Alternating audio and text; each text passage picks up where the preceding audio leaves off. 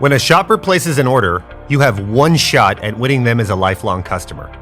I'm Al Coe, CEO of ShipStation. I'm obsessed with ShipStation being the most reliable and efficient way you can ship. At ShipStation, our promise is to make shipping easier for e-commerce business owners. We're focused on providing the most integrations with all the places you sell and automating manual tasks to make fulfillment easier for your team. We partner with all the major carriers to make sure you get the lowest possible rates because every dollar counts.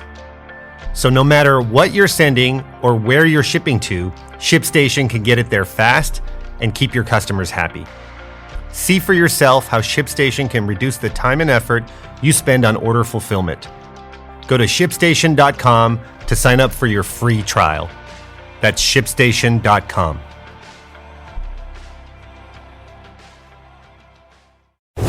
Breaking down every game, every day in Major League Baseball. This is the Baseball Betting Show. Here is your host, Greg Peterson. A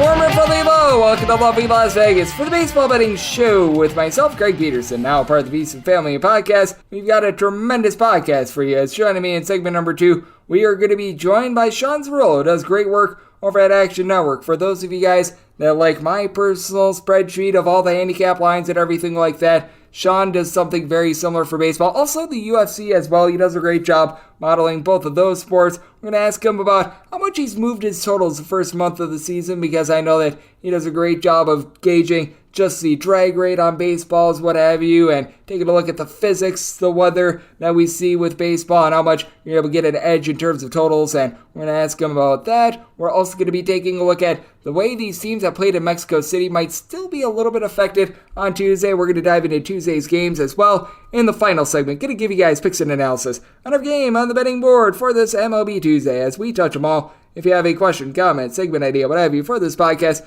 you do have one of two ways to be able to fire those in. First one is my Twitter timeline at @unit_D1. Keep in mind, letters CM, they mean does not matter, so as per usual, please do send these into the timeline. Otherwise, find an Apple Podcast review. If you rate this podcast 5 stars, it is very much appreciated. From there, you're able to fire in whatever you'd like to hear on this podcast via that 5-star review. Did not get in any Twitter questions today. Now, doing this with a few games hanging in the balance. I have to do this before my show, The Greg Peterson Experience, which is from midnight Eastern, 3 o'clock a.m. Pacific. So don't have any finals when it comes to Padres, Phillies, or the Reds versus Padres, but saw a nice small slate of baseball on Monday. So let's dive into it, try to find some trends and try to get to know these teams a little bit better. Games from yesterday is Greg buzzing about. Here is the rowdy recap. Hopefully this is the beginning of a new DK Nation win streak, as we were able to get there on the over in the Blue Jays versus Red Sox game. And if you took the plus price, fading Jose Barrios on the road, you got there once again. 6-5 the final. The Boston Red Sox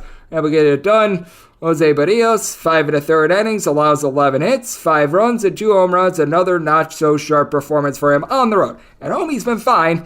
On the road, he's been a disaster, as you had Jarren Duran get home run number 2 of the season and home run number 1 for Emmanuel Valdez. I believe that was his first career home run, so good on him. And then the walk-off home run came from Alex Verdugo, his 5th of the season, as Jordan Romano yacked that one up. He did not get a single out. That was the first batter he faced, and he gives up a walk-off. Nate Pearson did go 2 scoreless innings to Tim Meza, pair of outs out of the bullpen. Meanwhile, for Toronto, you did have Bo Bichette go deep in this one, 7th home run season. That comes off of Corey Kluber.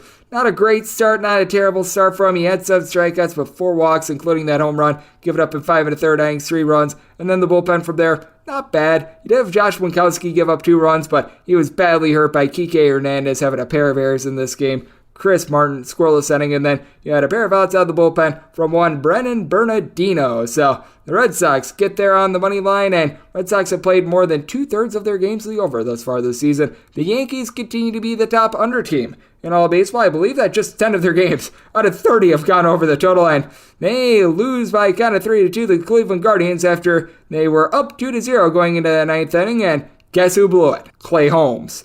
Domingo Germán was going for a complete game, by the way. 8 1/3 innings, he allows 1 run, and for Clay Holmes, the 2 runs that he gave up were unearned, but it was on his own fielding error. So there's that aspect of it, as Wandy Peralta had to come in and get a pair of outside the bullpen after Clay Holmes got 0. The main form of offense for the Yankees, that'd be provided by Jose Trevino. He gets his third home run season off of Cal Quantrill. And by the way, the Guardians now 20-3 on the money line in Cal Quantrill's last 23 starts. Quantrill gives up 2 runs over the course of 7 1/3 innings on Yel de los Santos, pair of outside the bullpen, Emmanuel Clase. A scoreless inning as well. The Chicago Cubs, they take it to the Washington Nationals 5-1 the final. By the way, if you're betting on unders in Mackenzie Gore starts, you're now 5-1 on those, as Gore, he did get gored in this one, giving up 4 runs over the course of 4 innings, 100 plus pitches in 4 innings, as he allowed a home run to one Dansby Swanson, his second home run season. Then Ian Happ for insurance, he gets his third home run season. That comes off of Corey Abbott, who gave up that solo home run over the course of 2 innings.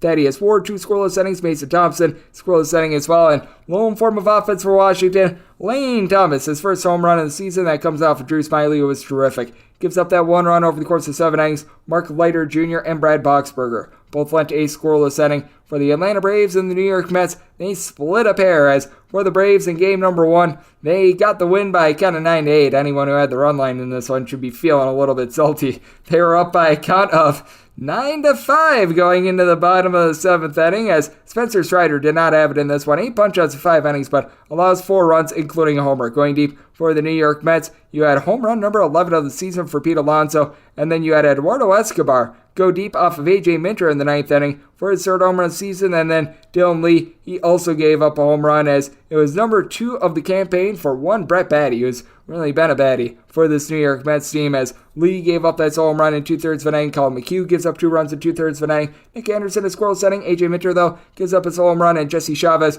pair of outside the bullpen. But for the Atlanta Braves, they themselves had the power bats going, as Denny Reyes gave up a pair of bombs in this one, as Sean Murphy gets home runs number 7 and 8 of the season. He would go deep off of Jeff Brigham a little bit later. Kevin Pillar gets a second home run season off of Reyes, and then John Curtis yaks one up to Mr. Ronald Acuna Jr., his 5th home run season. Now, he would leave game 2 due to a shoulder injury, so you do want to be keeping note of that. But for Denny Reyes, got the start. He gave up 5 runs, and he got 3 outs, giving up a pair of homers. John Curtis from there gives up the Acuna home run, 1 run in total surrendered in 2 innings, and then Jeff Brigham gives up the other Sean Murphy home run, giving up 3 runs in 4 outs. Steven Agosic, though, 2 2/3 innings scoreless, and Tommy Under, 2 scoreless innings as well. And then in game number 2, it was the Mets who got the 5-3 win, as Charlie Morton provided length, but it wasn't necessarily a great start. 5 1/3 innings, giving up 4 runs, 3 walks. He has been a disaster on the road the last 2 seasons. You did have Joe Jimenez give up a run in an inning as well. Michael Tonkin, 5 outside the bullpen, scoreless for Jimenez.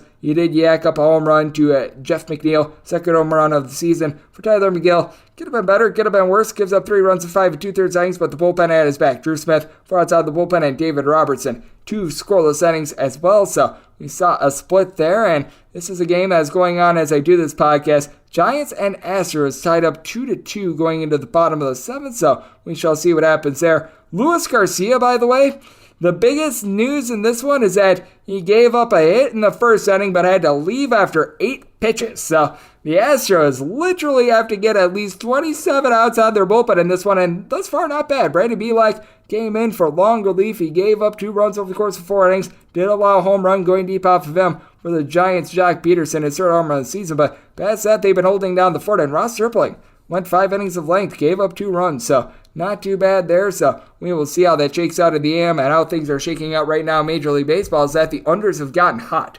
45 unders at 36 overs in the last 7 days. Now, this is with some results from Monday pending, but certainly that has been nice for you. Overs have been hot to begin the season, but now are coming back to earth. Meanwhile, for favorites, they're doing really well on the money line, not so well on the run line. 51 and 33 straight up our favorites at 60.7%, but we have seen 17 of these favorites that win outright not be able to cover the -1.5 run line. So that's been an issue, and if you're looking over all this baseball season, about as dead even as it gets. 205 overs, 204 unders. So that is a 50.1% clip to the over. I believe we've had 14 pushes in totals, and favorites overall this year, 261 and 164 straight up. But among these favorites, we have seen now at 67 not cover the run line. So that's what we're getting in Major League Baseball right now, and that's what we all saw on Monday. Coming up next, right here on the Baseball Betting Show, we talked to Sean Zerillo. We're going to be taking a look at Tuesday's games, how he's been gauging totals, and so much more right here on the Baseball Betting Show with myself, Greg Peterson, now a part of the VSiN Family Podcast. Are you ready to become a winning sports bettor? Schedule a call with SBIA to find out how their service can make you a long-term winning player. They've developed an innovative algorithm that maximizes units return, and they are so confident in their system that they offer a money-back guarantee. Sign up by October 31st and get their MBA package at no cost until they reach 10 net units. They treat sports betting like a business. So if you want to learn how to make your sports betting dreams a reality, visit them at SBIA1.com and check them out on social media at SBIA Sports. Breaking down every game, every day in Major League Baseball. This is the Baseball Betting Show. Here is your host, Greg Peterson. And we're back here in lovely Las Vegas for the Baseball Betting Show with myself, Greg Peterson, now part of the VSiN Family Podcast. It is great to be joined by our guest as Sean Zerillo does great work over at Action Network. He does two main sports over there, Major League Baseball along with the UFC. So if you're listening to this podcast and you're a UFC fan, you also want to be following Sean because he does a great job on that front. But I know that this man has been doing a tremendous job all season long, gauging what we have been getting out there in Major League Baseball. And he's someone that you're able to follow at his first and last name. Sean Zerillo, last name is spelled Zerillo all together. And Sean, it's always great to have you aboard, my friend. Thank you. Yeah, Greg, appreciate you having me. Coming off a pretty wild weekend that we have with the totals down in Mexico. We're going to get some games in London later this year. It just reminded me of the London series that we had a few years ago between the Red Sox and the Yankees, where the first game flew way over the total, and then game two, we had a total that was 5 runs higher than the total for the first game. In that London series, both games flew over. Obviously, we had an under in game two of the Mexico series, but I just love handicapping games at these parks that aren't traditional major league parks that we have like tons of data and know exactly what the park factors are. It's just like a fun puzzle to figure out. The Field of Dreams game every year, the Mexico games and London series games later this year. I just love handicapping these non-traditional MLB stadiums. And I remember a few years ago, I believe that was the A's and the Seattle Mariners actually began their season in Japan as well. We haven't seen any of that recently, but I would think that would be fun as well, because I know that with regards to Japanese baseball, it's a little bit more pitcher friendly in those leagues as well. So maybe we could get that ball of wax as well. But what do you make out of those two teams that did take part in the Mexico series over the weekend? Because I do think that there might be some lingering effects from going to that sort of elevation with the Giants and also the San Diego Padres. Now, more of those effects are going to be taking place on Monday rather than the games that we're going to be projecting forward on Tuesday. But having to come down from elevation, you hear from so many of these teams that play at Coors Field, they always say that it takes a day or two for them to acclimate. And this was 2,000 feet above elevation of that of Coors Field. So I do have to think that there might be some lingering effects with these two teams. Yeah, I was wondering if there would be some sort of a hangover, in terms of where I projected value for Monday's games. I did end up betting the Astros Giants over because the Giants ended up using 5 different relievers basically in both games of that series. So even regardless of the fact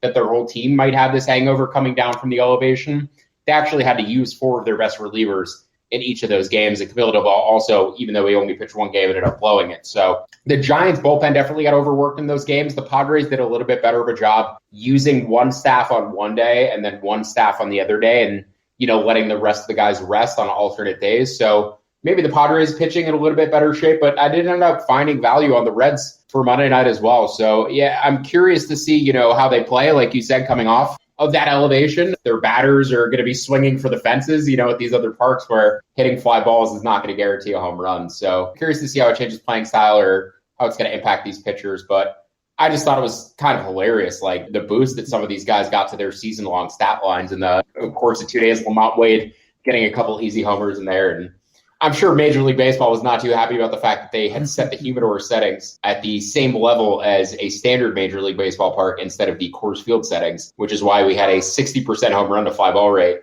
over the past 2 days when Major League average is about 12%. Yeah, that was also due to the fact that the ballpark, let's call it what it is, that was a very, very hitter-friendly ballpark. I think the Fernando Tatis Jr.'s home run clocked out at 308 feet, which I don't think I've ever seen a ball clear the fence and be measured at 308 feet, but we had that happen, and that's what I knew. Okay, I need to adjust my numbers a little bit for the next day's games because if we have this going on, that's going to be leading to a few more runs. But in terms of the game that we're going to be seeing on Tuesday for Padres versus Reds, I'm so glad that you mentioned that the Padres and the Giants probably got a boost to their season-long numbers, because we're seeing a total of 8.5 in this game, and it's going to be a matchup between Graham Ashcraft and Michael Wacha, and I think that this might be a good spot for an under. I really like the way that Graham Ashcraft has been going about things, and to your point about the San Diego Padres, you can't get much more polar opposite than hitting in Mexico City versus hitting in Petco Park, especially during the nighttime. I'm not sure how you gauge this game, but it's been a Reds team that has really struggled to hit on the road, and from everything I've seen for the Padres over the last few years, they've just been one of the worst offensive teams at home, not really due to their own fault, but just because they play in such a ballpark that it's hard to generate runs in. Yeah, we're on the same page, Greg. I like the under in this matchup. I also like the Reds. Now, obviously, we're talking before they have played their game on Monday night, and I did mention that the Padres, even though they manage their pitching fairly carefully in that Mexico series, there's a chance with Blake Snell pitching that their bullpen gets blown up, and they have to overextend to put themselves in a position where I would be less comfortable backing the under. But based on where I projected it right now, closer to 8, I bet the under 8.5 at plus money. We also have some decent weather for an under there as well tomorrow. Temperatures in the high 50s, low 60s at first pitch, and the wind blowing in from left field at about 8 miles an hour. So decent pitching weather, but yeah, I agree. I think the total just a little bit overinflated there. I would make it closer to 8, obviously dependent on the bullpens. But I also like the Reds as well. I bet the Reds down about plus 145. I made that line closer to plus 130. I give Ashcraft a pretty big advantage over Wacha. Yeah, and Graham Ashcraft has given up just 1 home run in 30 innings thus far this season. Ground ball guy, and with the wind that you get in Cincinnati sometimes, that makes it really favorable hitters conditions. He's a guy that isn't necessarily going to be affected by that because he rolls up so many ground balls. I love the trio that the Reds have with Hunter Green, Wadowo, and Ashcraft. And I think of the three of them, Ashcraft just doesn't really get as much hype as the other two because he doesn't throw as hard. He's a very effective pitcher. And the Reds bullpen actually 11th in terms of ERA entering into the night on Monday as well. Not saying that they're lighting the world on fire, but certainly far from terrible as well. As joining me on the podcast, we do have Sean Zerillo, who does great work over at Action Network. And Sean, I know you do a great job of taking a look at so many factors when it comes to ballparks, what have you, but I've been noticing this first month of the season, it just feels like the ball's been flying out a little bit more. When you take a look at Baseball Savant, the drag rate, it certainly is up with this. What have you been making out of the balls just flying out a little bit more, and how much have you had to adjust your totals as a result? Drastically have adjusted by totals. Now, you mentioned the drag coefficient. The levels of the baseball are playing closer to 2017, 2018 than they are to where it was the past few years. So I'd say it's pretty definitive that the balls have been rejuiced. It was a hypothesis that we had coming into the year that Major League Baseball, after making these rule changes, would go ahead and juice up the baseballs to make it seem like the new rules were increasing offense. Well, we are getting increased offense with steals and more runners in scoring position and more singles, but they also juice the daylights out of the baseballs. So I don't know how crazy this is going to get in the summer months. Are we going to start getting totals of 15 at Coors Field? I don't think we'll get quite there, but I have raised my totals dramatically now the final few days of March, the first 16, 17 days of April. Overs cashed at a 55.5% clip. And if you just bet every over, you would have generated a 6% ROI. But the books caught up to the new baseballs and over-adjusted their totals. Over the final 2 weeks of April, since April 18th, unders have cashed at a 56% clip with a 7% ROI if you bet every under. So you saw the books realize that the balls were juiced. The public continued to bet the overs, and then the overs come crashing back to earth to the point where unders were actually profitable by the end of the month of April. So I have had a lot of success betting unders this year, which I like to see. Hit unders at close to a 59% clip. Overs I've struggled with a little bit more for whatever reason. I just do not get runs in games where I bet overs like every year. But unders, I'm very proud of the fact that over a multi-year sample, I've hit unders at about a 59% clip, which seems unsustainable, but for whatever reason, I've been able to sustain it. So even in this increased offensive environment, I've had success betting unders, and I think the totals in general are still overinflated. That said, for Tuesday's card, I have 3 overs and 1 under. And Greg, that's the first time I've probably had more over bets than under bets going into a day in weeks. Maybe it's finally evening out as we get into May, and the offensive environment should continue to increase further with better weather. I agree with you because I noticed early on during the season we had a lot of sub-8 totals, saw some good value on the overs there, and then when those numbers of like 7.5 go to 8, 8.5, that's when you're able to find some good value on the under as well. I noticed that the books really did adjust those numbers, and I am in agreement with you. And in terms of some of those overs, can you name off one of the overs that you do have when it comes to the slate for Tuesday? Because I'm taking a look at this game in terms of an over, the Seattle Mariners and the Oakland A's, because the Oakland A's have played right around 70% of their games to the over thus far this season. Now, their young starter, Mason Miller, he's actually got really good swing and miss stuff.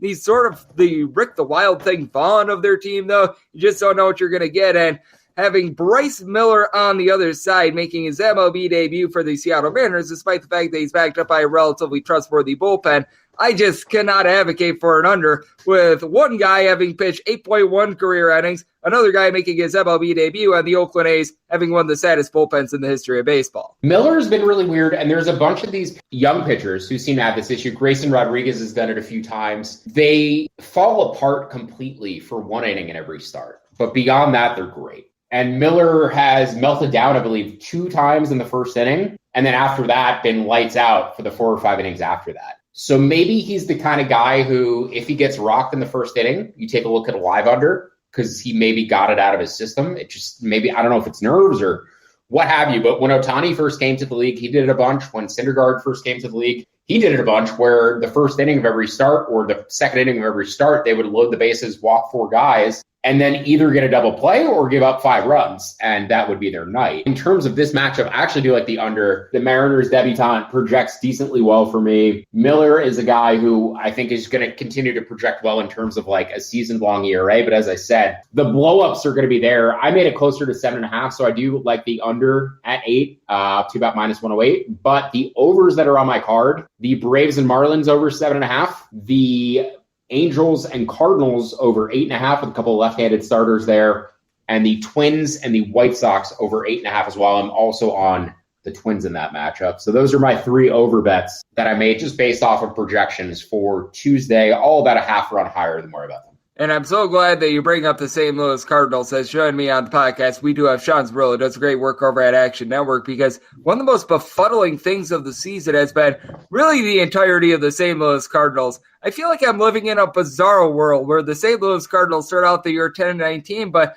I think part of it is they're 0-5 in Steven Matz's starts thus far this year, and I do think that the St. Louis Cardinals are going to see some positive progression. The one guy that I really don't see it for is Steven Matz, who just really hasn't been able to find it in the last few years. I'm not sure what you made the money line on this one, but I felt like the Angels should be a slight favorite with Patrick Sandoval on the bump. Recognize he hasn't looked his best, but one of the guys I've been really looking to fade this year has been Steven Matz. So I have the Cardinals at about minus 125. I think the defensive difference between these two teams is always going to be difficult to favor the Angels, especially on the road. The Angels project as a pretty definitive bottom 10 defensive base running team for me, while the Cardinals are definitely above average in both categories. I would view Sandoval as a slightly better pitcher than Matz, but the Cardinals have such a offensive advantage anytime they play a lefty. They've been the number 1 team against left-handed pitching for the past 2 seasons, I believe. Goldschmidt, Arenado. Goldschmidt's the best hitter against left-handed pitching in baseball over the course of his career. His WRC plus against lefties over the past 3 years is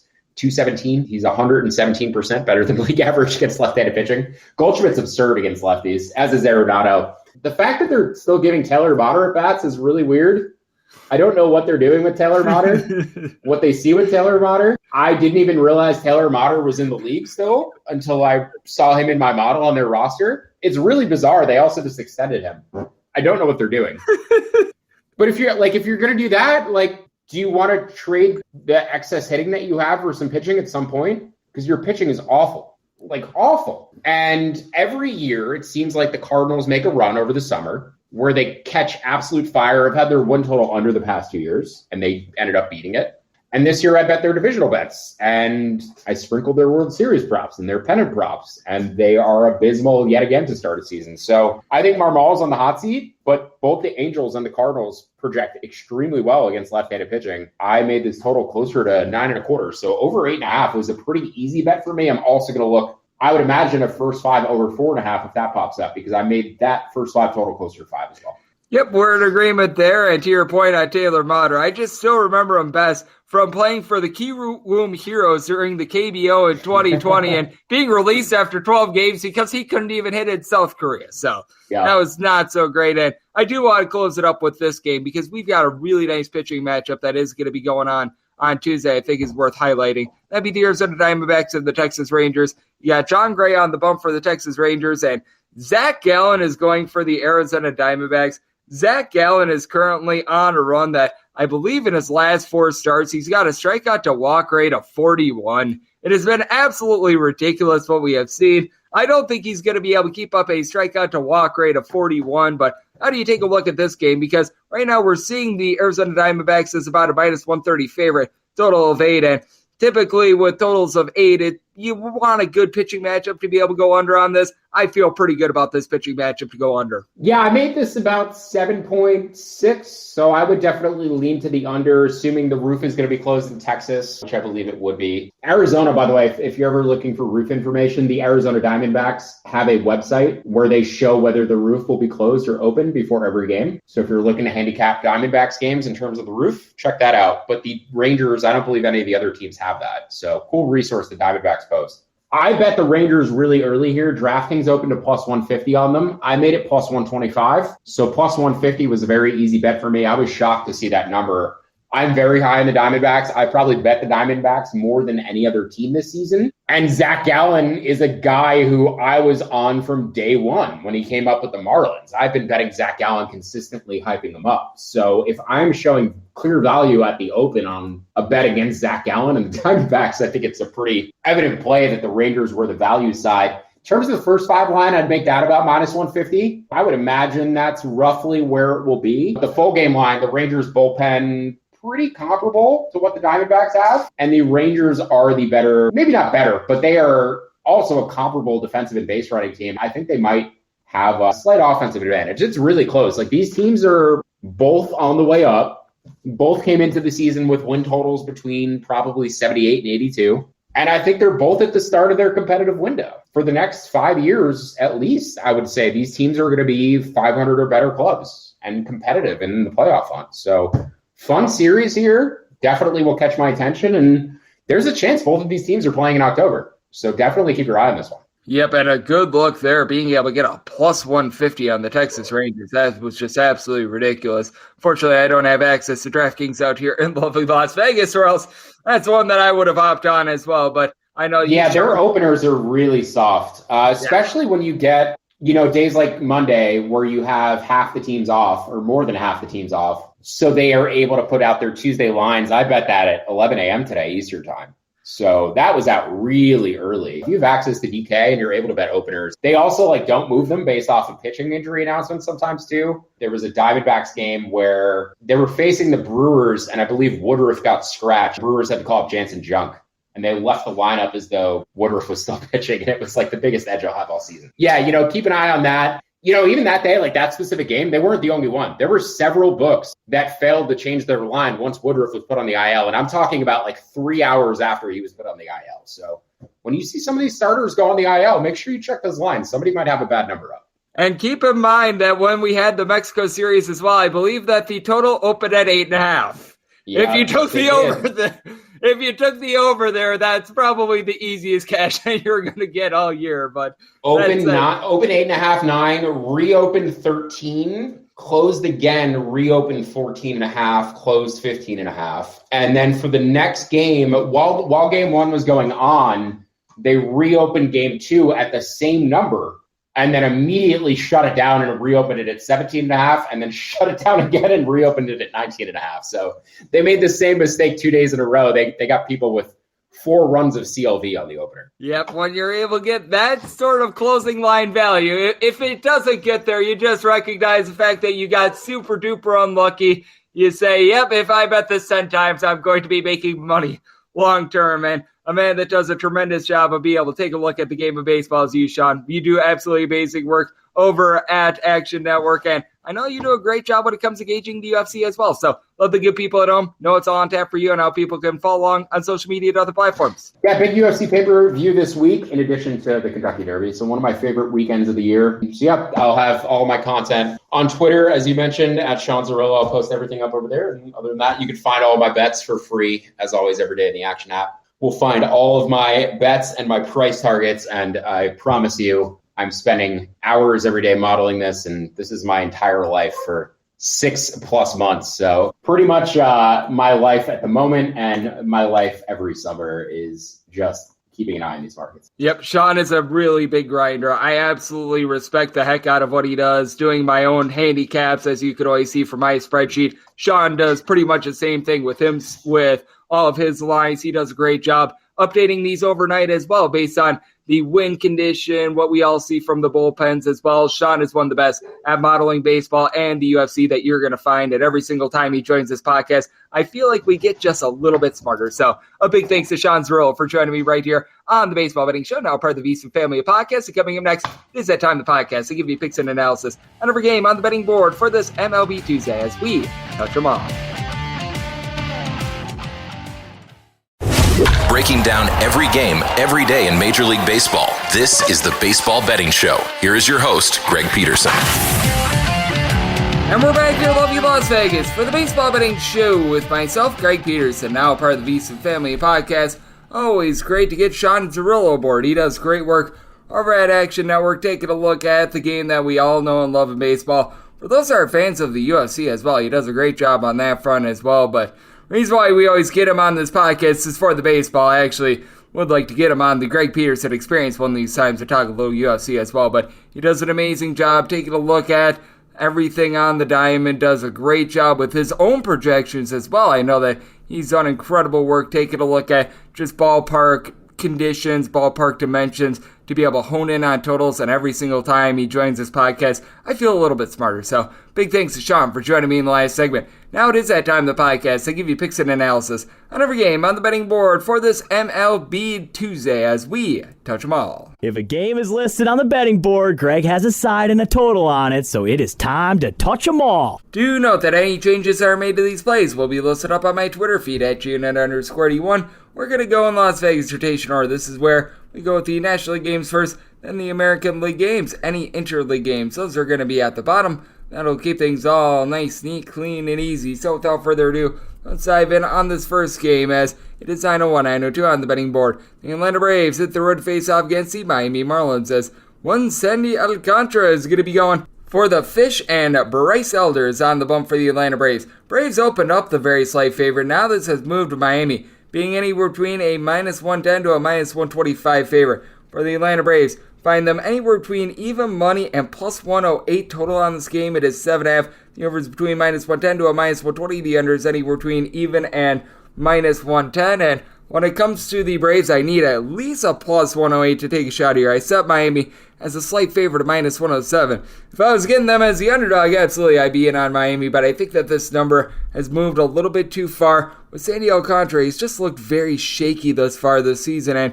his last start went better against the Atlanta Braves. He went 5 2/3 innings, began to look a little bit more like his old self, but at the same time, I do take a look at what Sandy was able to do last season. He had a .160 home ERA, despite the fact that he only had right around 7.5 strikeouts per 9 innings. Sandy Alcantara has never really been the highest strikeout pitcher in the world. He gives up about 2.5 walks per 9 innings, so does a solid job in terms of command, but has given up 3+ runs in 3 out of his 5 starts thus far this season, and even in his last start against the Braves, he did allow 3 walks. Meanwhile, Bryce Elder has been terrific. He did slip up in his last start against Miami, giving up 4 runs in that one, but 3 runs or fewer surrendered in 4 out of his 5 starts thus far this season, 2 walks or fewer in each out of his last 4. I do like what I'm seeing there, and the Atlanta Braves, without a doubt, have the better lineup. Now, they do run into the situation where they had the doubleheader yesterday, but the bats are all going to be out there as you've had Ozzie Albies along with Sean Murphy and Matt Olson all provide between 7 and 8 home runs thus far this season. And in the case of Olson and Sean Murphy,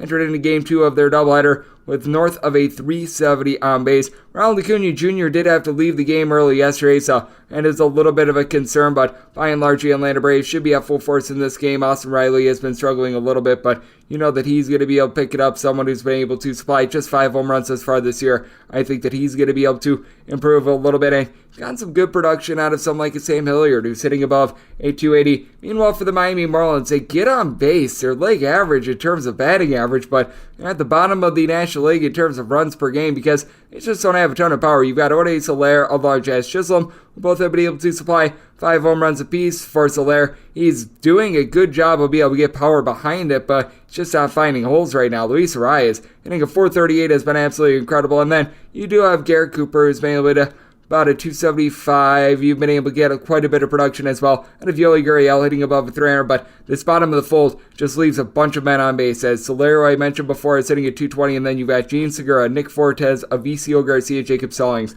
only at 200 or worse for the Miami Marlins. This is a below average bullpen. They're without JP Jarqua, who's out due to injury. I like AJ Buck, but now you've got Yohan Quizada, who they're looking to for innings. Dylan Floro, he had a good start to the season, but looking at his numbers that are a little bit more advanced, some of the advanced analytics, not necessarily so great there. Marlins 24th in the league in terms of bullpen ERA. The Atlanta Braves, they've been a little bit shaky themselves. They entered into Game 2 of their doubleheader 18th. Jesse Chavez has been a little bit all over the place. They had to use a bunch of arms yesterday, but with them having 2 days off before then and being able to get some length out of Charlie Morton north of 5 innings in game number 2, I do think that that is going to be able to help them hold down the fort, as they should have guys like Joe Jimenez only available in this game. So at a plus 108 or higher, going to be looking at the Atlanta Braves on the money line, and I did set my total at 7.3. Very pitcher-friendly ballpark with a Miami team that hasn't been able to generate runs, and just 3 overs have been played in Miami thus far this season. So taking a look at the under and taking a look at the Braves at a plus 108 or greater. 903, 904 on the betting board. The Chicago Cubs at the road face off against Washington Nationals. Trevor Williams goes for the Nats. Hayden Wesneski is on the bump for the Cubs, and the Cubs between minus 133 and minus 140 favorites, between plus 120 and plus 125. The number on the Nationals. 9 is the total. Under is between minus 110 to a minus 120. The over is between even money and minus 110.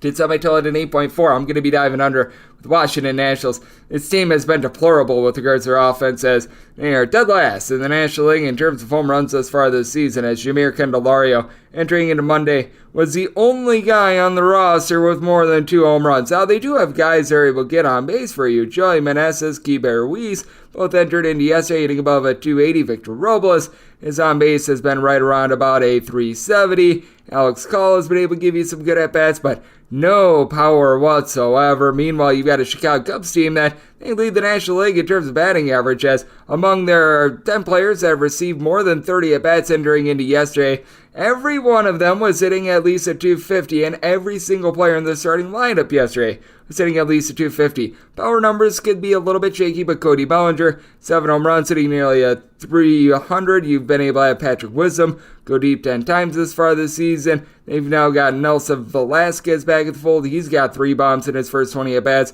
He's looked rock solid. Now, for the Chicago Cubs, it is a little bit of a roll of the dice with the bullpen. Michael Fulmer has been terrible this season. You've actually been able to get some good production out of Mark Leiter Jr. I like what he's been able to bring to the table, but overall this team is right around 17th in the league. In terms of bullpen ERA, Nationals are right on par with this. They're 19th in the league. In terms of bullpen ERAs for the Washington Nationals, you've had some guys do a very nice job of being able to step up in this bullpen, as Carl Edwards Jr. along with Mason Thompson. Both of these guys have a sub-2 ERA. They get back Andres Machado, the former Chicago Cub, but have not been able to get much out of the likes of Kyle Finnegan. You're able to throw in there Erasmo Ramirez, Thaddeus Ward, all posting up north of a 4.5 ERA, so that's a little bit of an issue. And then you've got Trevor Williams, who he was mostly a long reliever the last few years, has resurfaced as a starter, hasn't been great, hasn't been terrible. The command is on point, 6 walks in 26 in a third innings. He's never been the world's greatest swing and miss guy, but you know what? He's given up 2 runs or fewer in 3 out of his last 4 starts, and he's been able to do a good job of holding down the fort. So I do think that this is going to be a little bit of a lower scoring game. I just think the biggest issue for Trevor Williams is that he's probably not going to be able to get a lot of run support. Washington is a little bit more of a pitcher's ballpark. It's relatively neutral with that regard. I do think that the Cubs, they're going to go death by a million cuts here and be able to get the job done, especially with Ada Wisniewski, who is a little bit more of a bend but don't break pitcher himself. With Wisniewski, you know that he's not going to issue a lot of walks throughout his career, right around 2.5 walks per 9 innings thus far this season. He does have a 5.24 ERA, giving up 5 home runs, but take a look at what he did last season. He posted up a sub-250 ERA, was able to cut down on the deep ball. 8 walks in 22 and a third innings has been a little bit unlike him, but he's been able to shape up recently with a combined 2 walks over his last 3 starts, so he's looking like his normal self, and I do think that he's going to be able to land a good performance. Set my total at 8.4, so I'm going to be taking a look at the under. And with the Cubs, I did set them as a favorite of a minus 143, so seeing what we've got right now, anywhere between about minus 132 to minus 140, willing to lay the number 9-5, 9-6 on the betting board. It is the Milwaukee Brewers hitting the road face off against the Colorado Rockies, as Ryan Feltner on the bump for the Rockies and Freddie Peralta is on the bump for the Brewers. Brewers between minus 152 to minus 160 favorites, between plus 135 and plus 146, your number on Colorado. 11 to 11.5 is the total. On the 11 over, that is minus 120. The under is even on the 11.5. Under is minus 120. Over is even. Finding that Brewers run line currently at even money, and I was willing to lay up to a minus 184 on the money line. I was willing to go up to a minus 125 on the run line. I just think that this is a pretty unfair pitching matchup. You've got Freddie Peralta, who's been able to do a really good job over the past few years of being able to get swings and misses. Thus far this season, it hasn't necessarily been as on point as it has been in past years, but I do think that it's going to be coming around. He's been able to get right around 10 punch-outs per 9 innings. Typically, he's sitting right around 11, but has done a good job in terms of the hard contact, giving up 2 home runs in 28 and 2/3 innings. Now, with Freddie Peralta, you always know that walks are going to be a little bit of an issue, but he's only given up right around about 2.8 walks per 9 innings, so he's been relatively okay with that regard. And Ryan Feltner has actually slung 2 really good starts together, giving up a combined 1 unearned run in his last 2 starts. I was on the road against the Guardians. I was on the road against the Philadelphia Phillies. But you take a look at what he's done at Coors Field, not just this year, but in past years as well, and it's been rather deplorable, as his ERA at home is sitting right around about a 5.80 since the beginning part of last season. He has an issue with walks, giving up over 3 walks per 9 innings. The hard contact has been a massive issue for him as well as last season. He was giving up about 1.5 home runs per 9 innings. His strikeouts per 9 rate is not there either. This year, he's been able to get a little bit over 9 punch-outs per 9 innings. I think that that's just a little bit of a credit to the schedule that he has been playing thus far. And I will say this, for the Colorado Rockies, bullpen has shaped up a little bit. They're bringing in the offseason guys like a Brent Suter along with Brad Hand to be able to shore things up. They've got Daniel Bard off the injured list, but the Milwaukee Brewers are currently a top 5 team in terms of bullpen ERA. The biggest albatross is in Matt Bush along Tavi Guerra. They currently are not with the roster, as you've been able to get good innings out of guys like Joel Payamps, Hobie Milner, Peter Strzelecki. These guys have all been able to do a relatively solid job. And for the Milwaukee Brewers, it is an offense that is functional. It's not great, but you know what? It's getting the job done, as you've been able to have Rowdy Tellez go off for 8 home runs. He's provided about a 330 on base and got a lot of guys with it on base. It's sitting between, we're going to call it about a 305 to a 333, as Tellez, Jesse Winker, Brian Anderson, Christian Yelich, Owen Miller, all these guys are sort of in that fold. Now, I will say for Christian Yelich, you need more than 3 home runs at a 223 batting average for what you're paying that guy. And Garrett Mitchell being on the injured list, that has hurt the team. And for the Colorado Rockies, this has been one of the worst offenses in the big leagues as far this season. Now, much of that is because they had a schedule that was very, very heavy in terms of road games begin the season. As a matter of fact, they've only played 13 home games thus far this season, but hitting at 286 as a collective at home. Just 11 home runs in 13 games this far this season. You got to figure that that's going to be going upward because he had CJ Cron have 22 out of his 29 home runs last season come at home. Ryan McMahon always does a great job of ripping the cover off the ball at home. He's been hitting about a 325. Elias Diaz has been able to do a solid job at home as well. But I do think that we're going to see some massive aggression here for Ryan Feltner. I do think that Freddie Peralta is going to be able to do a solid job. And in terms of home and road splits, there are none more demonstrative than Coors Field. But I do think that the Brewers are going to be able to light Ryan Feltner ablaze. I did set my total at 11.8. So whether you've got 11 or 11.5, going to be taking a look at the over. And with the Brewers getting even money on that run line, I'm going to be willing to take the run line. 907, 908 on the betting board is going to be my DK Nation write-up pick. As the Cincinnati Reds, yes, we are on to Cincinnati. They hit the road to face off against the Slam Diego Padres as Michael Wacha, and if he does not do what we want him to do, he becomes a dying Pac-Man voice. Michael Wacha, Wacha, Wacha, Wacha, goes for the Padres, and Graham Ashcraft is on the bump for the Reds. With the Padres, you're going to be finding them anywhere between minus 165 and minus 175, between plus 150 and plus 156. Your number on the Reds. Total on this game is 8.5. We're finding the over anywhere between minus 110 to a minus 120. The under is anywhere between even and minus 110. And if you're looking at that Padres run line, you're going to be finding it anywhere between about a plus 115 to a plus 120. In terms of the Padres, I needed at least a plus 115 to be able to take a shot on the run line. It's a thin margin, but I am willing to take this Padres run line. But where I'm really seeing the value here,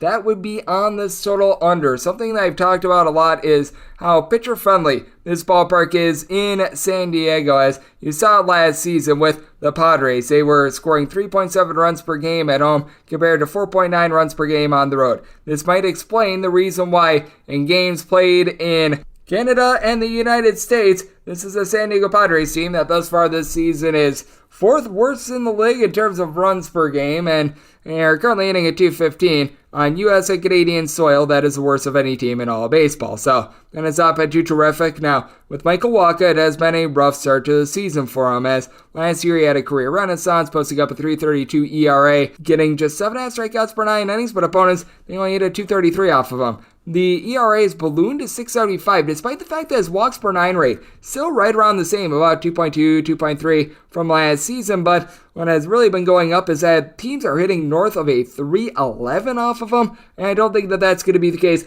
against a Cincinnati Reds team that's only averaging about 3.7 runs per game. And for the Cincinnati Reds, they have hit 5 home runs on the road thus far this season. Every other team in the big leagues entered into Monday with at least 9. You don't have a single guy with multiple home runs on the road thus far this season through 13 games. Now, they are still able to move the line. They're hitting at 244 on the road, and their on-base percentage on the road has been a 322. So, guys like Jonathan India are hitting about a 280 on the road. TJ Friedel has been able to hit above a 300. And Jose Barrero has been able to get on base on the road, but they have not been able to generate any power whatsoever. Michael Wacha has given up 4 home runs in 25 1/3 innings thus far this season. It has been a little bit of a kryptonite of his, so I do think that's going to be boding well for him. Meanwhile, with the San Diego Padres, you take a look at what these guys have done outside of the series in Mexico, and things have not been so great. Now, it does look like Fernando Tatis Jr. is starting to look like the Tatis Jr. of old, but, I mean, even with the Mexico series taken into account, Ha-Seong Kim, Trent Grisham, along with Juan Soto, are all hitting below a 210 entering into Monday. Manny Machado's only been able to hit about a 235. Matt Carpenter, he's been able to move the line a little bit, but Jay Cronenworth is hitting at 220 as well. For the Cincinnati Reds, you have seen Spencer Sear be able to do a relatively solid job, but I also like this Reds bullpen. They entered into Monday 11th in the league in terms of bullpen ERA. Alexis Diaz, Fernando Cruz, both had a sub-2 ERA last season. Now Cruz, it appears as though is going to be on the injured list, but Lucas Sims, Alex Young, these two guys have been able to provide a sub-2 ERA. Ian Gaboa has not been terrible this year, so you're going to take that. Derek Law has been able to give you some good innings for the San Diego Padres. Josh Hader has been absolutely tremendous for the team, and Brent Honeywell has not been bad. Sub-3 ERA. This Padres team that they're currently in the bottom 8 of the big leagues in terms of bullpen ERA. Part of this is the series that we did see in Mexico. Part of this is these guys are just not very good in general. Prior to the Mexico series, they were in the bottom 10 in terms of bullpen ERA as well, but I do think that you're also going to be getting a good start out of Graham Ashcraft as well. Does need to work on the walks. He's been giving up north of 4 walks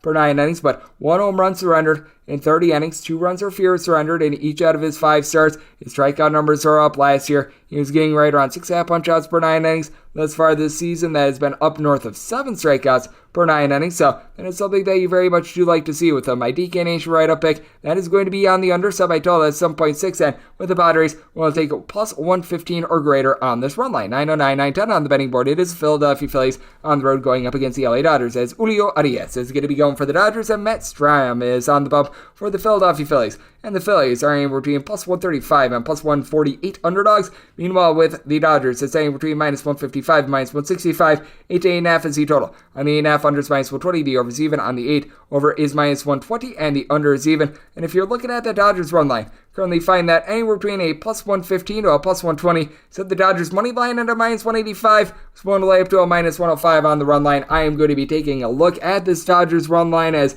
This team has been absolutely magnificent at being able to cover run lines over the last 2 seasons in general. North of 120 wins in the time span, just 20 have come by 1 run. They're going up against someone in Matt Strahm that just doesn't provide a lot of length in general. For Strahm, 5 1/3 innings or less in every one of his starts thus far this season, and he's been getting blown up a little bit more. 3+ runs surrendered in 2 out of his last 3 starts. Has been able to find some swing and miss stuff. His strikeouts per 9 rate is north of 11 right now, but I do have some question marks with him moving forward. He's got a career walks per 9 rate that's a little bit north of 3, and I will say for Julio Urias, he actually has an ERA that's a half point higher at home rather than on the road, dating back to the start of the 2021 campaign. He's had a pair of rough starts, giving up 11 total runs across 9 innings against the Cubs and the Pirates on the road. This year he's actually been a little bit better at home, and the bigger question that you've got with the Dodgers, this bullpen. They rank in the bottom 8 in the big leagues in terms of bullpen ERA. Guys like Alex Vesia, Yancy Almonte, Caleb Ferguson, that all had a sub-3 ERA last season. You've seen quite a few of these guys acting up now. Victor Gonzalez is someone I do like in this bullpen. He has yet to give up a run since resurfacing with the team, and they've actually turned Shelby Miller into a not terrible pitcher, which I find that to be a Herculean feat, but for the Dodgers, they also need the bottom of the fold to be able to pick it up as well when it comes to the lineup, because they are going to be getting Will Smith back. That is massive. He was hitting at 300, and he was able to supply some boom prior to going on the injured list. Max Muncy, James Outman, these guys have been able to go deep with Muncy, 11 home runs in his first 80 at-bats of the season. Outman hitting about a 297 home runs, and you just know that Mookie Betts is not going to hit at 235 the remainder of the season. Freddie Freeman is able to move the line, but when you've got guys like David Peralta, along with Trace Thompson, Michael Bush, guys like this, these are the guys that they do need to pick it up. Meanwhile, for the Philadelphia Phillies, you need a little bit more power. The Phillies have been a top 2 team in the National League in terms of batting average all season long. Problem has been being able to get those big boppers. The one guy with north of 4 home runs entering into yesterday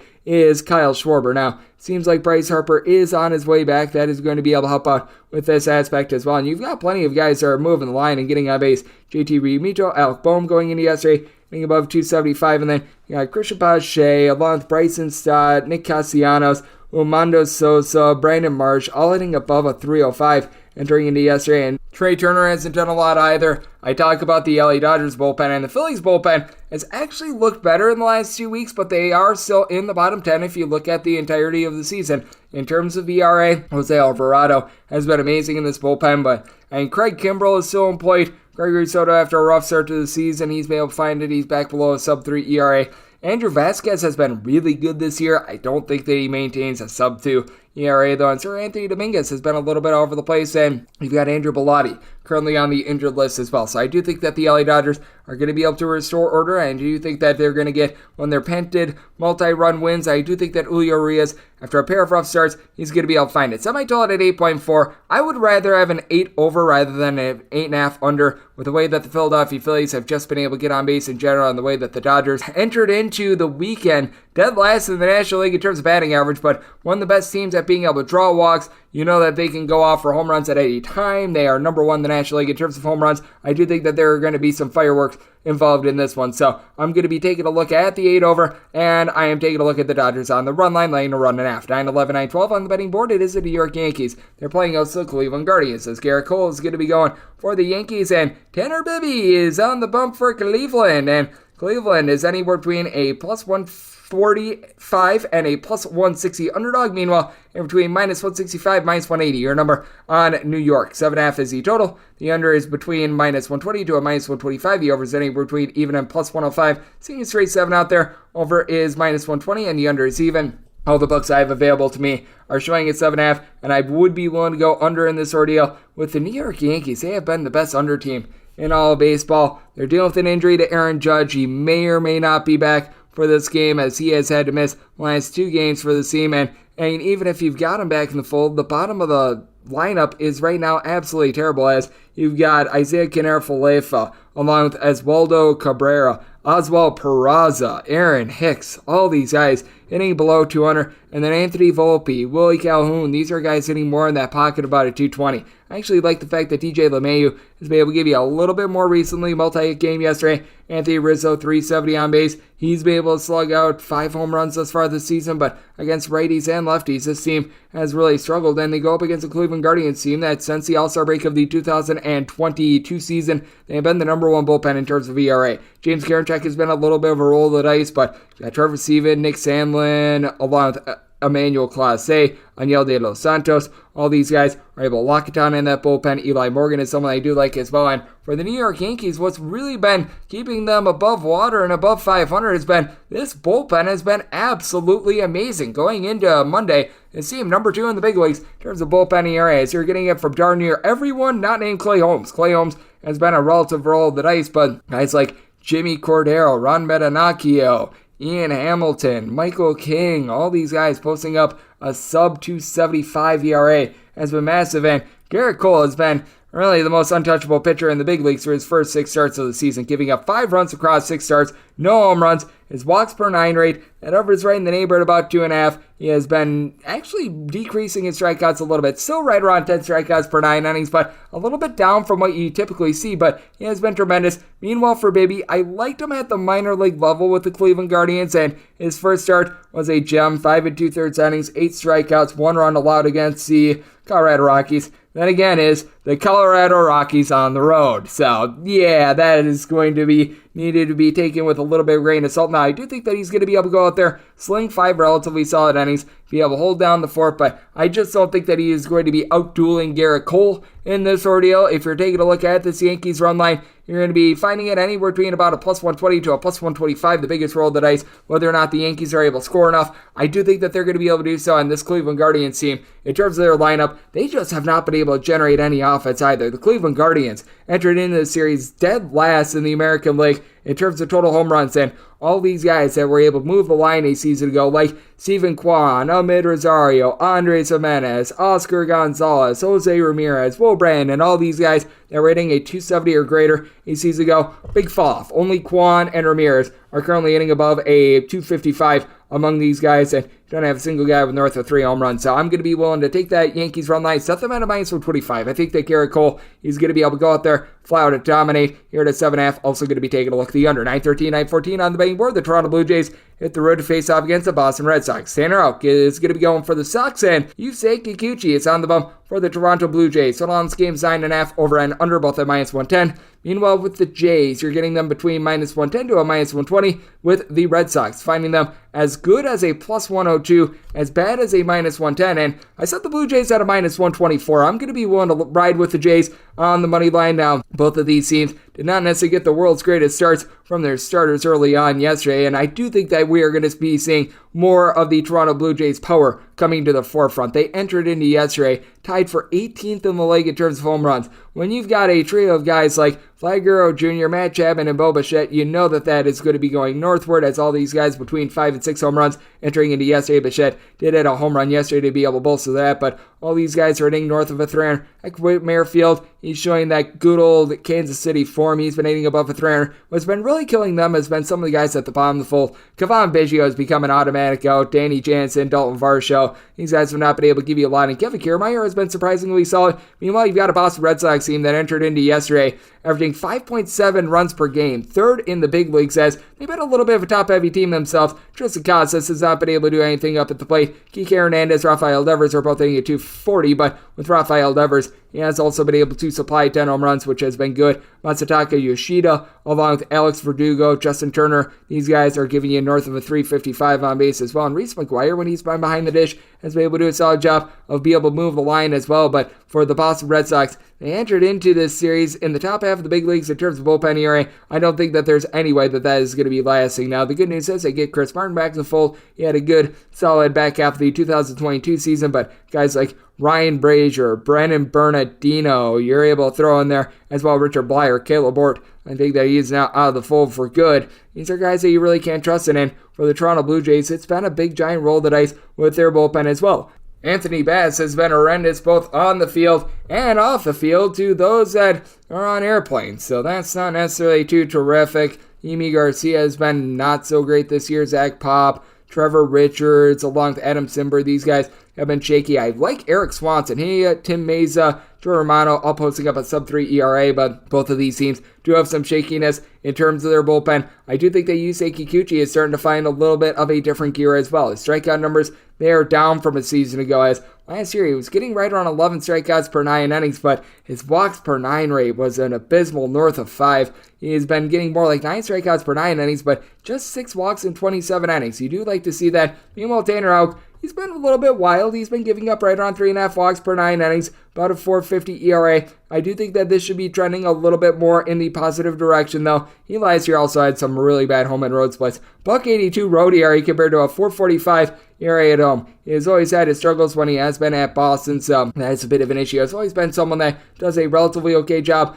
of getting soft contact, giving up 3 home runs in 26 innings thus far this season. So this is a spot where I did set my total at a 9.7. I'm going to be looking at the over just because you do have 2 high-powered offenses and a guy in Tanner Houck that has pitched recently, much worse at home rather than on the road, but I do think that both of these offenses light it up. I think that the Blue Jays offense going to be a little bit better. Willing to lay up to a minus 124 with the Toronto Blue Jays, and I'm going to be taking a look at this 9.5 over. 9:15, 9:16 on the betting board. The Minnesota Twins hit the road face-off against the Chicago White Sox. Michael Kopech is going to be going for the Sox, and Joe Ryan is on the bump for the Twins, and the Twins between minus 147 and minus 155 favorites, anywhere between plus 130 and plus 144 is your number on the White Sox. 8.5 is the total. Over is between minus 110 to a minus 125. Under is between minus 110 to a plus 105. And with the Minnesota Twins, I set them at a minus 153 on the money line. If you are taking a look at the run line, you're going to be finding them at more of a plus 115. And I was willing to take a plus 108 or greater. So I'm going to be taking a look at this Minnesota Twins run line. And the reason why I have a little bit more conviction in the run line is because this Chicago White Sox team can light the game on fire at any point. With the Chicago White Sox, their bullpen ERA dead last in the big leagues at a 6.86 entering into Monday. I mean, my goodness gracious. And then you got Michael Kopech with a 7 ERA. He's been able to get back a little bit of his swing and miss stuff. Of north of 9 strikeouts per 9 innings, that was really lacking last season, but he's all over the place. His walks per 9 rate is north of 5.5. He has allowed at least 3 runs in 4 out of his 5 starts, 3 plus walks in 4 out of his 5 starts, 5 strikeouts or fewer in 4 of his last 5 starts. It's been abysmal. Joe Ryan, he had his struggles on the road last season, as last season he had an ERA right around a 3.04 at home, 4.22 on the road, but he has rectified those with a better ERA on the road thus far this season, and his strikeout numbers have been good, right around 10 punch outs per 9 innings, giving up 4 home runs in 32 innings. He's been able to lock it down with fewer than a walk and a half per 9 innings as well. Now, with the Minnesota Twins, this lineup has been a little bit topsy-turvy, but you've got Joey Gallo along with Byron Buxton now supplying 7 home runs, and after an early season swoon for Buxton, he appears to be getting out of it. He's been hitting at 258 overall. You take a look at what he's been able to do over the last 14 or so days. This has been very positive. We're going to go last 15 days where he's been able to hit 5 home runs, hitting at 267, so that's positive. You've got Donovan Solano who's been able to hit 295, and I do think that Ode Polanco coming back into the fold has been big. He's been back for 9 games. He's able to hit for about a 333 thus far this season. Now, Carlos Correa, he just looks broken at this point. 3 home runs, hitting at 202. It's not been a great season for him, but someone like Chris Vasquez has been able to do a solid job of being able to move the line. And then for the Chicago White Sox, they're dealing with injuries to Tim Anderson along with Yohan Moncada, so that's been a big giant issue. You've got Andrew Benintendi who's been able to get on base. He's hitting a 281, but lots of guys hitting a 213 or lower. How about Oscar Colas, Luis Robert, Elvis Andrus, along with Luis Sosa? On that fold, Jake Berger is someone I like. He's been able to supply 7 home runs thus far this season, but other than he and Luis Robert, nobody has been able to give you really north of 3 home runs, and this team has been not hitting lefties at all as well, which is really surprising because that's where the White Sox have always hung their hat. But for the White Sox, where are you able to trust in this bullpen? Right now, Gregory Santos along Keenan Middleton might be your best relievers, as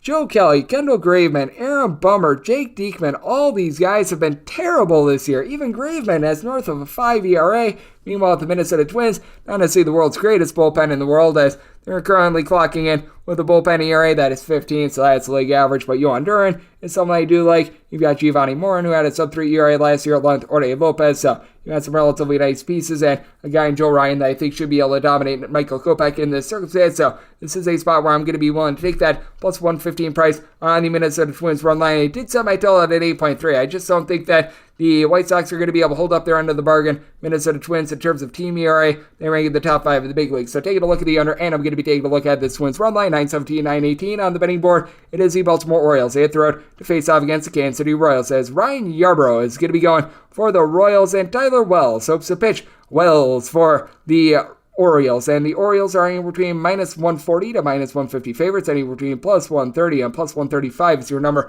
on the Royals. 9 is the total. Overs between minus 110 to a minus 120. Unders between even and minus 110. And when it comes to the Orioles, set them minus 157 on the money line. If you're taking a look at the run line, need at least a plus 108 to be able to get there on them. Anywhere between plus 110 and plus 115 is what we're finding. So I'm going to be willing to take the Orioles on the run line. Big thing for the Orioles is that currently they've got the number 1 bullpen ERA in the big leagues. That is absolutely massive, with Tyler Wells having been a little bit shaky throughout the last few seasons. He's given up 4 home runs in 29 innings thus far this season, but what Wells has done a good job of is being able to lend a little bit of length and just hold down the fort, because he has given up 3 walks thus far in 5 total appearances across 29 innings, so his walks per 9 rate is actually sub 1. That has been very impressive. Not any sort of a strikeout artist or anything like that, as he gets right around 7 punch-outs per 9 innings, but you go back to last season, he was significantly better on the road than he was at home. 479 home ERA, 381 ERA on the road, as hard contact has always been his kryptonite. But the good news for him, he's going up against the Kansas City Royals, and the Kansas City Royals, they're hitting at 220 as a collective. That is the bottom mark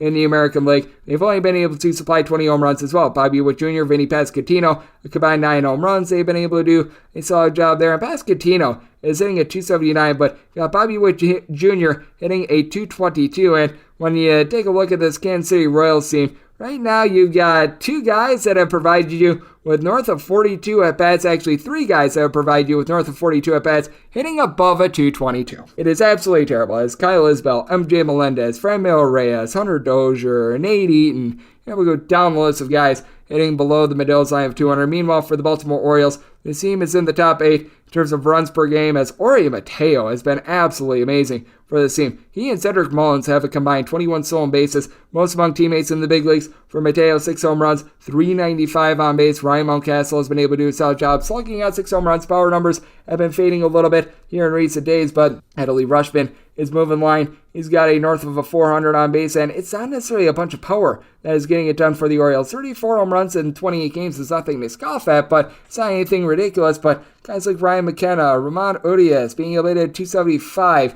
being able to get good at-bats out of Austin Hayes, hitting at 300 has been good. And then for this Orioles bullpen, Felix Bautista has been locked down. The surprise to me has been Yennier Cano and the way that he's been able to lock things down as well. Ciano Perez seen a little bit of a fall-off, but Brian Baker, along with Mike Baumann, have been rock solid. Meanwhile, for the Kansas City Royals, Aroldis Chapman and Scott Barlow have actually done their part, and Josh Samount coming off of injury, he's looked relatively okay, but when you get into guys like Amir Garrett, Taylor Clark and company, that's where things go wrong. And for Ryan Yarbrough, do not be surprised, by the way, if there is an opener used for him. Ryan Yarbrough coming out of the bullpen, he's got an ERA that for his career is north of a full point lower than it is when he is as a starter. And I know that the Royals have already at the very least once, if not twice, utilized an opener for Ryan Yarbrough, but Yarbrough just has not really been sharp in general thus far this season, as he is coming off of his last 2 appearances, giving up 3 runs in 8 innings. That's been a nice little turnaround for him, and he's done a good job being able to deny walks. 4 walks in 17 innings. Just never been a strikeout pitcher.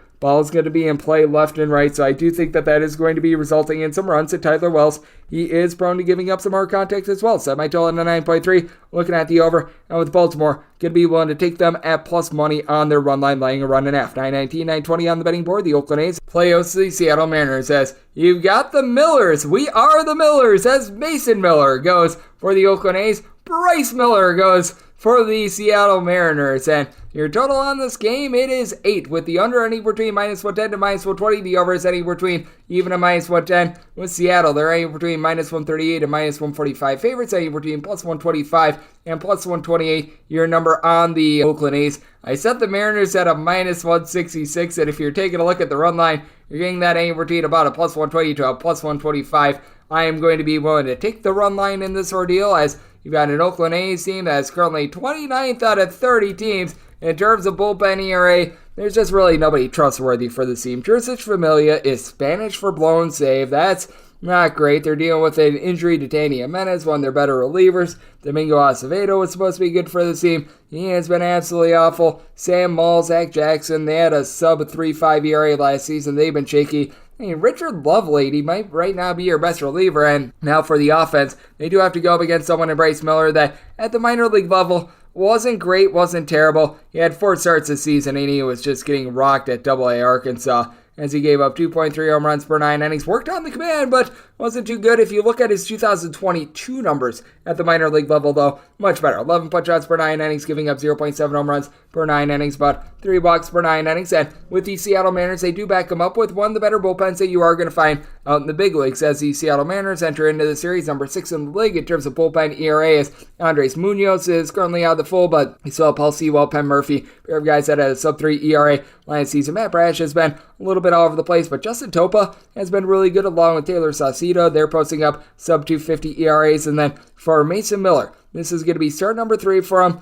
He has won a combined 8 1/3 innings, giving up 6 runs in his first 2 starts. Strikeout artist at the minor league level, and he's already got 11 punch-outs in his first 8 1/3 innings. Feels like he might have Rick the Wild Thing Vaughn syndrome, though. Either is giving you absolutely amazing stuff and punches a guy out, or he doesn't necessarily do so great. And for the Oakland A's, they have been the best team to the over in all the big leagues. They have played north of 70% of their games to the over thus far this season, but be careful of their home and road splits. At home, they are providing a .219 batting average with 13 home runs in 15 games. On the road, this team has really been able to light it up. 20 home runs in 14 games, hitting at .239 as a collective. But you do have Brent Rooker who's been able to hit well in both environments. He's hitting a .353 with 9 home runs. I'm not sure where this has come from, but Brent Rooker has been absolutely terrific for the team this year. Esterio Ruiz has been able to hit a little bit above a .250 as well. Now you've got a few guys that you just don't want any part of. Chase Peterson, Elemendiz Diaz, Tony Kemp, these guys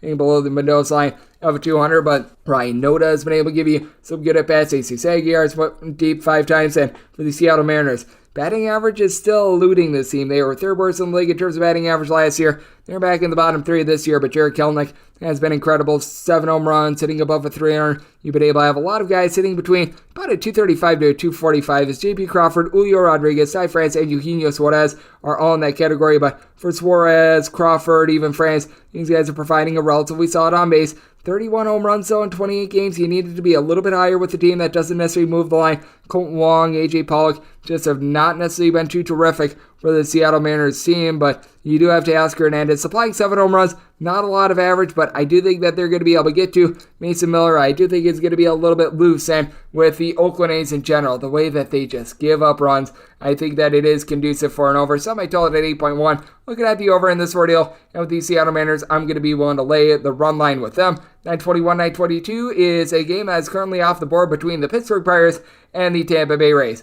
Javi Guerra is going to be the opener for the Tampa Bay Rays, and good old to be determined is on the bump for the Pittsburgh Pirates. This is a game that's off the board. Right now, ESPN is showing Oroncy Contreras being the starter for the team, and if you do indeed get Oroncy Contreras, I'd be setting the Rays minus 188 on the money line, would be willing to lay up to a minus 105 on the run line with a total of 8.38 or less, looking at the over 8.5 or higher to the under. But with Contreras, he's been able to do a nice job for the Pittsburgh Pirates really since getting called up last season, as something that has been hurting him quite a bit has been walks, as for his career he's been giving up right around 3.5 walks per 9 innings. But that said, he's got really nice swing and miss stuff, which is starting to come up. He's been able to give the team right around 8 strikeouts per 9 innings, and has also been able to be a relatively solid road performer as well. Last year, he had an ERA that was nearly a point higher on the road rather than at home. This far this season, small sample size, but 231 road ERA compared to a 450 ERA at home. And for Javi Guerra, he's going to be nothing more than an opener for Josh Fleming. With Javi Guerra, he got pretty much DFA'd with the Milwaukee Brewers after he gave up 5 runs in 1 1/3 innings. But for Javi Guerra, at the very least, he's got familiarity with the Tampa Bay Rays at a 3.38 ERA while pitching with the Rays last season. His one appearance with the San Diego Padres got destroyed, so go figure there. It feels like the only team that he can pitch for is the Tampa Bay Rays, but for Josh Fleming, he does see his ERA go down quite a bit whenever there is an opener in for him, and he has been very solid. In his last 4 pitching appearances is in total. Now, it's not like he's lending tremendous length or anything like that. These span 16 and third innings, but he's only given up 2 earned runs. And just one of the appearances that he's made this season has been a start. And in that one start against Washington Nationals, gave up 5 runs in 3 innings. So he has given up all but 2 of his runs when he has been in a starter's role. The rest have been when he's been a reliever, so that's been big. And he's backed up by one of the best bullpens in the big leagues. Jalen Beeks did not have a good performance on Sunday against the Chicago White Sox, but guys like Colin Pouchet, Pierre Fairbanks, Jason Adam, all these guys are able to lend multiple innings. All these guys are as good as nails. As for the Rays, they are still number 3 in the big leagues in terms of bullpen ERA. And for the Tampa Bay Rays, they lead darn near every offensive category in all of baseball. Yandy Diaz, Wander Franco, Randy Arozarena are all hitting at least a 300 with 5+ home runs apiece. Brandon Lau, 333 on base, 7 home runs. Josh Lowe hitting about a 340, 5 home runs. Harold Ramirez hitting at 330, 5 home runs. You've got an absolutely insane lineup. And for the Pittsburgh Pirates, I do think that the Oneil Cruz injury is going to be catching up with them sooner rather than later. You do have some nice little power bats for this team. You don't have a single guy that I think is going to get north of 30 home runs or anything, but Jack Swinitsky, Brian Reynolds, Andrew McCutchen, between 5 and 6 home runs apiece. Reynolds is sitting at 320, Swinitsky about a 393 on base, and then you do have Connor Joe, Rodolfo Castro, both hitting in that neighborhood about a 285 to 290. Cabrian Hayes, he's had a little bit of a tough time moving the line, but by and large, you do like what you're seeing there. And then for the Pittsburgh Pirates, David Bednar has been one of the most lockdown closers in the big leagues. You do have Dwayne Underwood Jr., who actually hasn't bad. Robert Stevenson, I don't think has given up a run all season long. Underwood Jr., sub-3 ERA for the Pirates. They do rank 7th in the league in terms of bullpen ERA. I do think that this is going to be going northward just a little bit. Figuring that we do get Roncy Contreras against Josh Fleming and the bullpen, I did set the Rays minus 188 on the money line, willing to lay up to a minus 106 on the run line, and 8 or less looking at the over 8.5 or higher to the under. 923, 924 on the betting board. The New York Mets at the road face off against the Detroit Tigers as Michael Lorenzen goes for the Tigers, and Joey Lucchesi is on the bump for the Metropolitans. 8.5 is the total. Over and under, both at minus 110, anywhere between minus 130 to a minus 140 is your number on the Mets. Meanwhile, between plus 115 and plus 122 is the price on the Detroit Tigers. I set the Mets money line at a minus 157, and if you're looking at the run line, you're able to get this anywhere between about a plus 115 to a plus 120. I need at least a plus 108 to be able to get there, so I see an edge on both, but with the way that the Mets are coming off of a double dip and did have to dip into that bullpen quite a bit, I am going to play it safe. I'm going to be looking more at the minus 132 to minus 135 money line that I am seeing right now, so we're going to be riding with that. And when it comes to the total, I just take a look at the Detroit Tigers team, and it's hard to take a lot of overs with them. I'm going to be taking a look at the under because Joey Lucchesi, this is pretty much like his 4th rebirth at the big league level. I mean, he was with the San Diego Padres for quite a while. He had 1 stint with the Mets, and now this is pretty much his 2nd stanza, but first few starts have been good. He gave up a combined 3 runs in 12 and a third innings against the Washington Nationals and the San Francisco Giants. Swing and miss stuff has been there. 12 punch-outs in 12 and a third innings. At the minor league level, was not lighting the world on fire, but you know what? Doing a functional job. And for Michael Lorenzen, he is not a good pitcher at all. He had an ERA that was north of 5 in games that he played away from Los Angeles last season, but I don't think that he's quite this bad. His walks per 9 rate last season was north of 3, but he's been very much a deficitary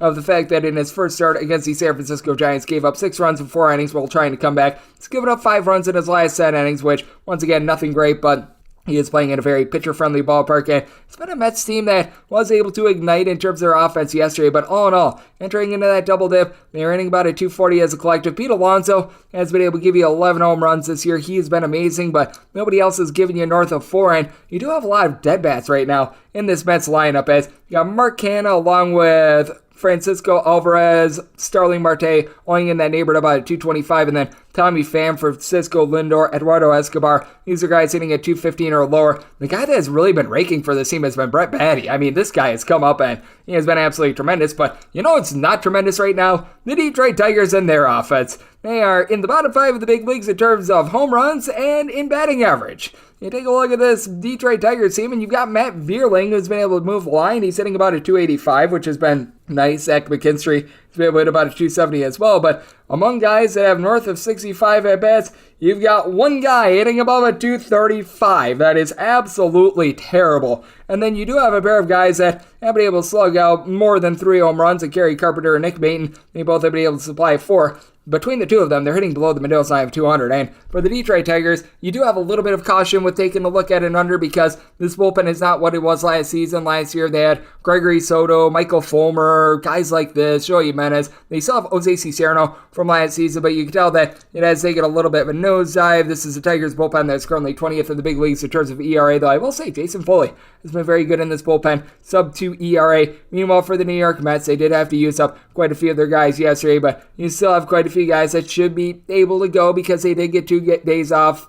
David Robertson utilized for 35 pitches yesterday. That's a little bit of an issue, but you should have out there Adam Ottavino, Tommy Hunter. These are guys that should be able to hold down the fort. So I do think that the Mets still going to be in relatively good hands there. And you've noticed Daniel Vogelback being able to pick it up. Jeff McNeil, he's hitting above a 300 along with Brandon Nimmo as well. So I do think that this is going to be death by a million cuts for the New York Mets. I don't think that they're really going to be going deep other than maybe Pete Alonso. So this is a spot where I'm going to be taking a look at the under. My total has 7.7. And with the Mets, because they did play a doubleheader, because they are going to have a little bit of a diminished bullpen, going to play it safe here on the money line. 925, 926 on the betting board. The LA Angels hit the road face-off against the St. Louis Cardinals. Steven Matz goes for the Cards, and Patrick Sandoval is on the bump for the LA Angels. Total opened up at 8.5. Now we're seeing it at a 9 with the under at minus 115. The over is minus 105 with St. Louis. They're anywhere between minus 120 to minus 125 favorites. Between plus 105 and plus 113 is your number on the LA Angels. And with the Angels, I set them as a minus 108 favorite. I'm going to be willing to take them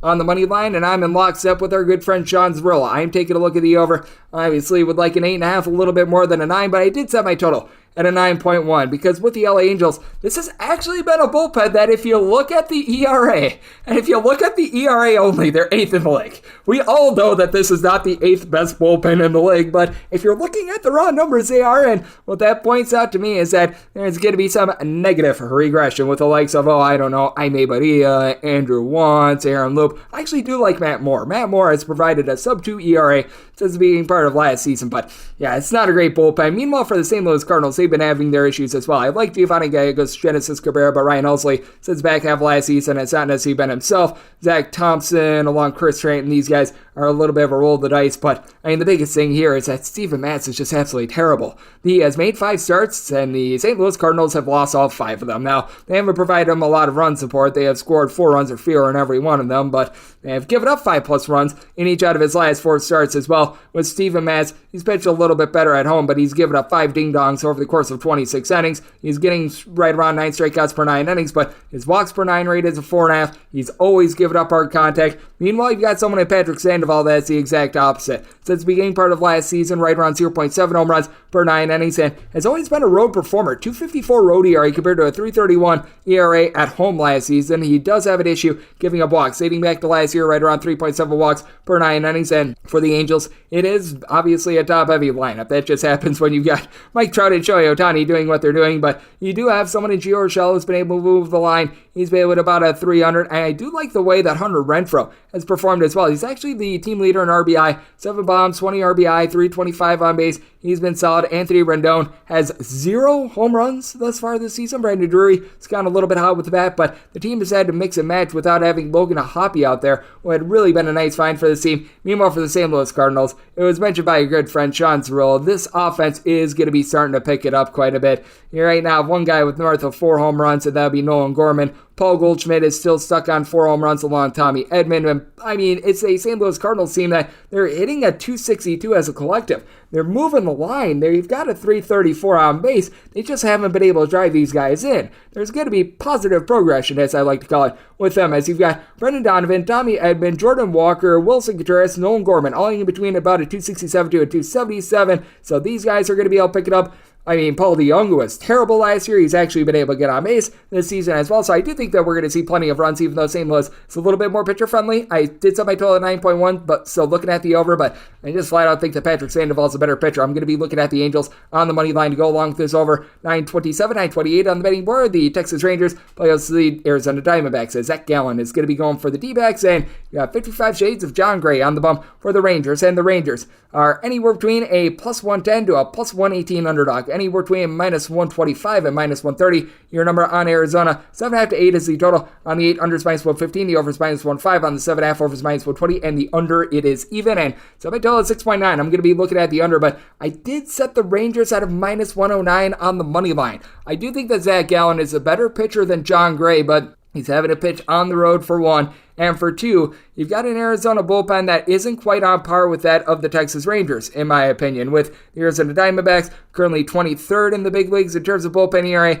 we have seen the Texas Rangers bullpen struggle a little bit, but they're still ranked 10th, as you've got Jonathan Hernandez, Jose Leclerc, Brock Burke, all guys that had a sub-3 ERA last season. Josh Saboris has been able to do a solid job as well. For the Diamondbacks, they did ramp up their bullpen a little bit more, as they did bring in Andrew Chafin along with Miguel Castro. They get back Joe Mantiply off the injured list as well. He's been a little bit up and down since then. And Kyle Nelson, he had a sub-3 ERA last season. He's got a sub-1 ERA thus far this season as well. But guys like Kevin Ginkel and company not being able to hold up their end of the bargain. Also with the Arizona Diamondbacks, that team has really been thumping a lot. 25 bombs in 29 games thus far this season. You do have a lot of guys that are able to hit for average. They're hitting at 265 as a collective, but if you take a look at their splits, they're hitting north of a 280 at home. On the road, that falls to below a 245. So that's a little bit of an issue for the team, as you have had Lourdes Gurriel, Josh Rojas, Pavin Smith, lying between about a 273 to about a 285-ish, but you take a look at these road splits for the team, and when it comes down to it, they have been able to get 14 home runs in about 15 games on the road, but you do have Pavin Smith having that average fall to about a 227. Nick Ahmed, who's been able to hit overall for the season about a 255, that dips to the Mendoza line of 200 when he is on the road, so that's a little bit of an issue. And Christian Walker, just 4 home runs thus far this season. Meanwhile, for the Texas Rangers, even without Corey Seager, you've been able to have guys doing a nice job moving the line, as they rank at the top 3 in the big leagues in terms of runs per game, with having quite a few guys that you wouldn't expect, like Jonah Heim, Ezekiel Duran, Travis Janikowski, all hitting at least a 300 for the team. And then you've got Mitch Garver, Adolis Garcia, Josh Young, Marcus Semien, all in between about a 260 to a 270, with Garcia 8 bombs thus far this season. Josh Young has been able to supply 6 bombs. Marcus Semien, over the last 15 days, he's been able to slug out 4 home runs. The team does a good job of being able to draw some walks. Now for Zach Gallen, absolutely dominant recently. I mentioned this with our good friend Sean Zerillo. In his last 4 starts, he's got a strikeout to walk rate of 41. He's went 4 straight starts without giving up a run. Went 7 innings, 6 2/3 innings, 7 innings, and 6 1/3 innings. Now,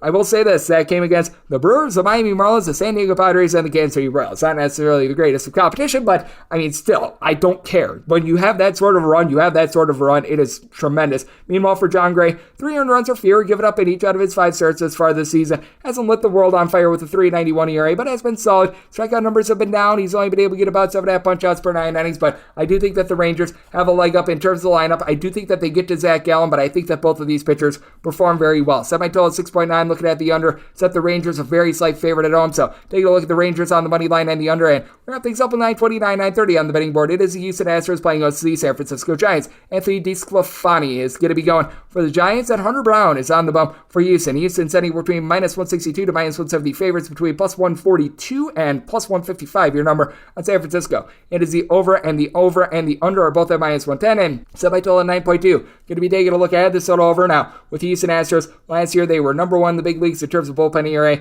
They entered into this series in the top 6 once again in terms of bullpen ERA. I do expect a little bit of negative regression when it comes to this bullpen, as you had a lot of guys that had career years last year, like you had just an absolutely tremendous year from Ryan Stanek, who had a sub-150 ERA. Seth Martinez, we've seen some regression there, but Brian Abreu, Phil Maton, these guys have been absolutely tremendous this far this season, along the closer and Ryan Presley. But you take a look at this Giants bullpen, and even before they went to Mexico City, they were a bottom 5 team in terms of bullpen ERA. It was pointed out by Sean Zerillo, the fact that these guys just got used heavily. Scott Alexander, Camilo Duvall had a sub-3 ERA last season, but I mean, past that, you really don't have too many trustworthy guys. And for the Giants, this team does a good job of being able to hit home runs on the road. Going into the Mexico series, they were averaging 2 home runs per game on the road, and they really utilized platooning splits. Going into Monday's game, they had 8 different guys with at least 4 home runs thus far this season. I keep saying it. You're probably not going to have a single guy that hits north of 30 home runs for the San Francisco Giants team, but you could have like 8 guys with north of 20. That's just the way that they operate, as Wilmer Flores, David Villar, J.D. Davis, Mike Yastrzemski, Blake Sobel, Lamonte Wade, Brandon Crawford, Thairo Estrada, all between 4 and 6 home runs entering entering into Monday's game, they don't do the world's greatest job of moving the line. They did 245 as a collective, as Davis, Mikey Strumsky, these guys hitting about a 285, and then Theory Estrada's been hitting north of 300, but have some dead bats along the way as well. But for the Houston Astros, they have been able to get a little bit more recently out of Alex Bregman, who got off to a slow start, hitting still below a 225, but right around about a 350 on base. You've got Kyle Tucker along with Yordan Alvarez. Both of these guys are able to supply some power. Both of these guys give you north of a 375 on base. Jose Abreu has yet to go yard this season. He's still been able to provide RBI, but you know that's not going to last too long. And then you've been able to get some really good production on Mauricio Dubon along Corey Julks. Both of these guys have been able to hit above a 280. Now Mauricio Dubon, he has been in and out of the fold last few days. He's been dealing with a little bit of an injury, but by and large, I do like what is provided there. And for the Houston Astros, Hunter Brown, he has really good stuff. The big thing for him is just working on those walks, because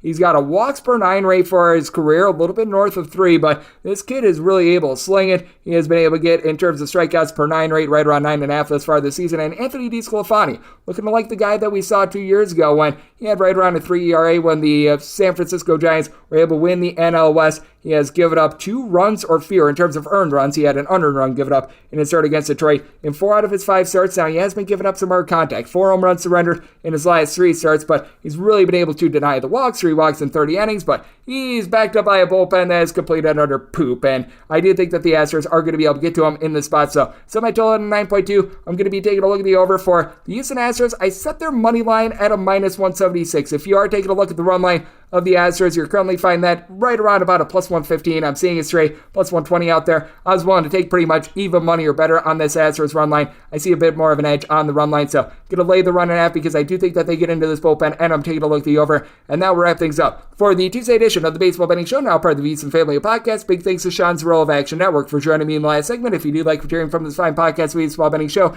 you're able to subscribe wherever you get your podcasts, Apple Podcasts, Google Play, Spotify, Stitcher, and TuneIn. If you have a question, comment, segment idea, whatever you for this podcast, you have one of 2 ways we offer those in. First one is my Twitter timeline at @UNN_41. Keep in mind, letters CM. They mean does not matter. As per usual, please send these into the timeline. Other ways, find an Apple Podcast review. If you rate this podcast 5 stars, it is very much appreciated. From there, you're able to fire and whatever you'd like to hear on this podcast via that 5-star review coming at you guys every single day throughout the baseball season. And that means I'm coming at you once again tomorrow. Thank you so much for tuning in.